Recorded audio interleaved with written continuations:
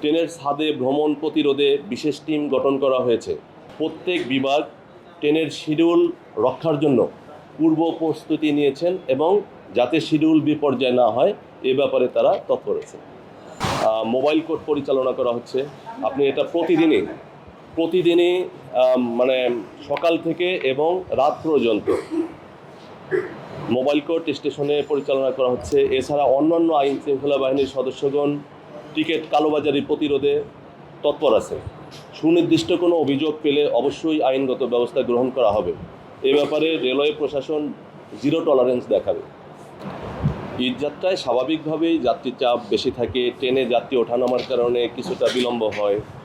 এই বিষয়গুলোই আমরা পর্যালোচনা করে রেলওয়ে কর্তৃপক্ষ বিশেষ সিদ্ধান্ত গ্রহণ করেছে। সেটা হলো কিভাবে ট্রেনের শিডিউলটাকে সঠিক রাখা যায়। যেরকম এবার আমরা এর আগেও আমি বলেছিলাম যে যাত্রী বিনা টিকিটের যাত্রী প্রতিরোধ যেন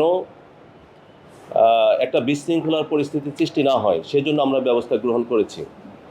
ট্রেনের ছাদে ভ্রমণ প্রতিরোধে বিশেষ টিম গঠন করা হয়েছে। এই ঈদে জামা জুতো অ্যাক্সেসরিজের ডিসকাউন্ট, যেন কোনো যাত্রী বিনা ট্রেনের ছাদে ভ্রমণ করতে না পারে। আর রেলে ট্রেন পরিচালনার সাথে সংশ্লিষ্ট বিভাগগুলো আমরা নাম ধরে বললে আমি যদি উল্লেখযোগ্যভাবে বলি যে মেকানিক্যাল বিভাগ, প্রকৌশল বিভাগ এবং সিগন্যাল বিভাগ এবং ট্রাফিক বিভাগ সরাসরি ট্রেন পরিচালনার সাথে সংশ্লিষ্ট। প্রত্যেক বিভাগ ট্রেনের শিডিউল রক্ষার জন্য পূর্ব প্রস্তুতি নিয়েছেন এবং যাতে শিডিউল বিপর্যয় না হয় এ ব্যাপারে তারা তৎপর আছেন। এটা আমার নজরে আসেনি বিষয়টা। এটা কে বা কাহারা লাগিয়েছে এটা একটা ইনভেস্টিগেশনের ব্যাপার।